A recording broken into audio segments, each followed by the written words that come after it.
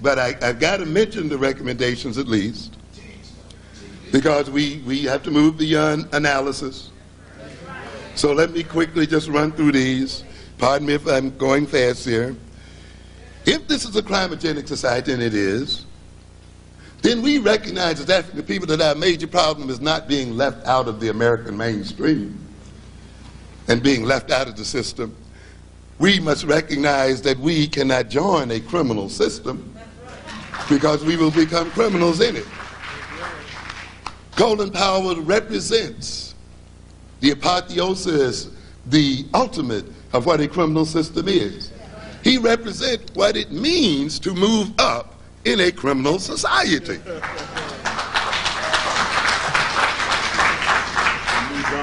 In moving into that system and becoming integrated in it and assimilated with it, he must now become allied with this criminality.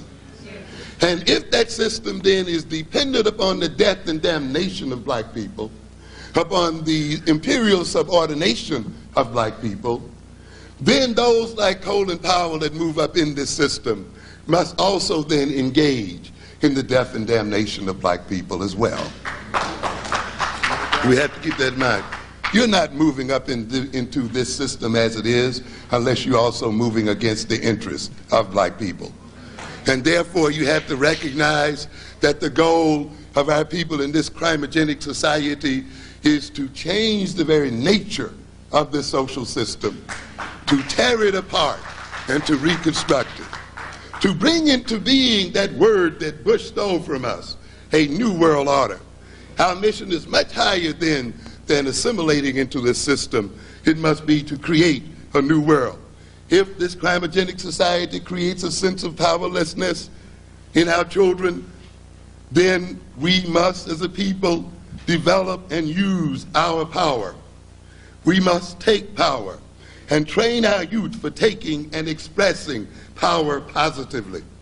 If this system destroys the attitudes of our people through projection and projecting on them criminality, we must inoculate our children against evil white projections by inoculating them with truth and the truth of themselves, inoculating them with self-knowledge. We must inoculate them against projection and the internalization of negative attitudes by getting them into the knowledge and the psychology and the ways of their white enemies, and getting them to have an efficient perception of reality and remove their deceptions. If they are alienated from themselves and are infused by an evil white spirit who is implanted in their minds and bodies to serve the will of its devilish masters, then we must reclaim our African-centered identity, and we must reclaim an African-centered consciousness, and we must learn to love ourselves and love each other and engage in cooperation and communalism. This is how we prevent alienation. If the society twists our desires and makes us desire the things that destroy us and hate the things that advance our interests, we must learn a new set of values, inculcate deep and abiding cultural goals, learn to discern when one is being manipulated and exploited. Our children must learn the mechanisms of advertising, mass hypnosis, subliminal suggestion, conditioning and lies and propaganda. They must learn to be productive so that they can produce for their own desires. They must learn to assume the ownership of the means of production and learn self-control. If the society moves our children into black-on-black violence because it engages them in frustration and the dealing with their frustration in incorrect ways, then we must train our children to be task-oriented, to solve the causes of problems and not engage in dealing with the symptoms of problems.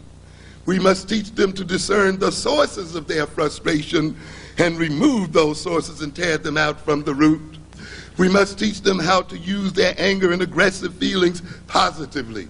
Every emotion that is in the human mind is there for a positive reason, and they must be used for positive reasons. Anger is a positive emotion if it is used correctly. So is aggression. God did not put anger and aggression in you just for negative purposes alone, but we must be taught how to use those things. We must teach them to be resourceful and how to get around those frustrations, to develop social intelligence, skills, and competence. We must teach them coping strategies for stress. If they displace their anger and use their anger to attack themselves and destroy themselves and to destroy others like themselves, we must get them to know their real enemy. We must get them to recognize that this enemy, this white man, is only a man, that he bleeds and dies like any other man.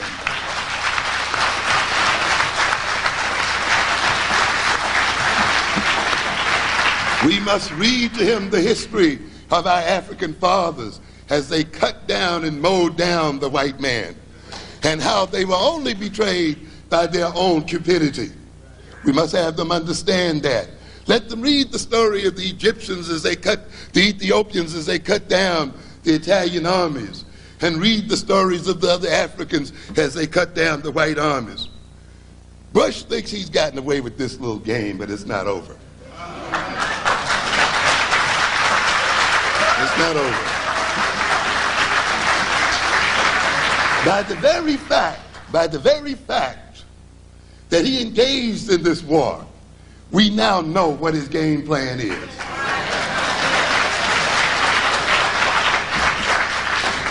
We now know his weaknesses and his strengths. As a matter of fact, ladies and gentlemen, his strength is his weakness. Understand?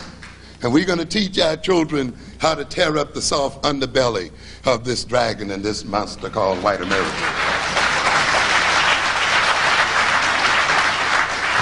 I was down in Tuskegee last weekend, and I saw the Chappie James Aerospace Center. Interesting. But one thing we've learned about this war here is that once we get an Air Force, we're ready. And so we're going to set him up. The only thing that got this man across was he was not resisted in the air. And we will meet him in the air and on the ground.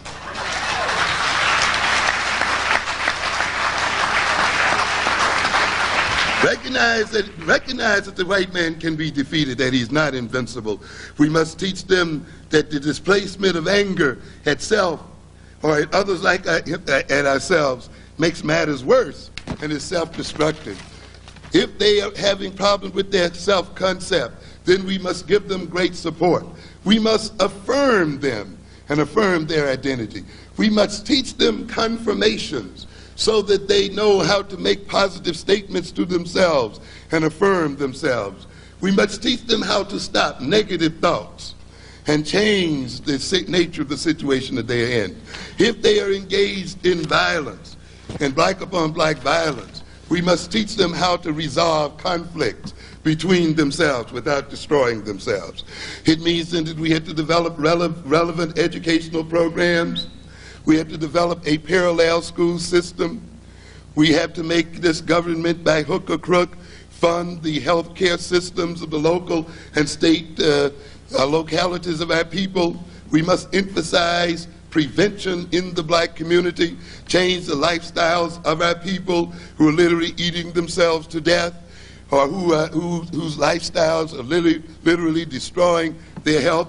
My next book is going to be on black health, by the way, and I'm going to show how the death wishes, how we carry out the death wishes of whites through our eating and health habits. Because they wish that we will die, we accommodate them by drinking too much Pepsi and all the other things. We're going to emphasize critical problems. We must develop programs to ensure adequate prenatal counseling and care. We must develop systems to neutralize the crimogenic system. We must set it our goal, not the assimilation to the society, but the elimination of this society as it is. We must set as our goal economic development, the development of the economic status of our people across this world. We must engage in the development of a nation within a nation. How can a people keep saying that they are kept out of the society and are separated and segregated from the society, and not use that to their advantage and create a nation within a nation and get ready to fight the other evil nation in the society.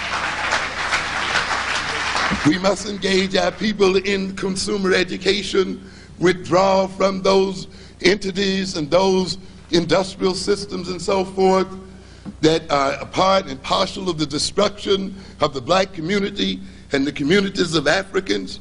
We have to stop buying those Nike sneakers and Reebok sneakers that sell 70% of their wares to black people while they refuse to even franchise black stores to sell those sneakers. We must stop buying Ford Motor Company cars when they take out those car factories from Detroit and import them into Polish and other neighborhoods. And after we get through with Ford, we stop buying GM. And after we get through with GM, we stop buying Toyota and the rest. We will not subsidize the destruction of our people.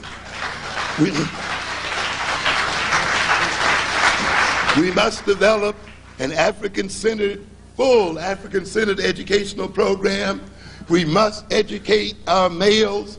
It is very important that we pull these males aside and train them for manhood, train them for husbandhood and fatherhood, and train them for the military so that they undertake the overthrow of the system. We must engage our young people in political education so that they will learn how to engage in the political overthrow of their enemies and organize themselves politically. We must train those of us who want to go into this church into a new theology, that it is not enough to paint, the face of Jesus or to paint the face of angels and still believe in the same Eurocentric ideology and theology.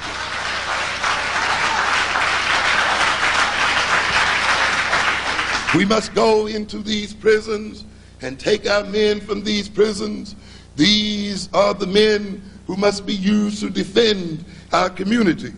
They must be rehabilitated on the lines of an African-centered philosophy and on political lines and military lines so that they can use their aggression now, not against themselves or against the nation of African people, but against the true enemies of African people, the white man.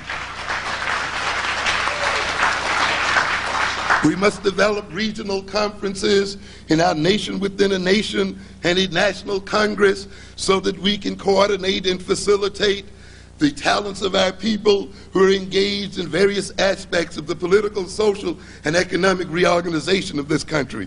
We must build schools for leadership. We must build schools that engage in policy development and analysis, and schools for developing strategy, schools for developing a military machine to protect us against the interests of Europeans.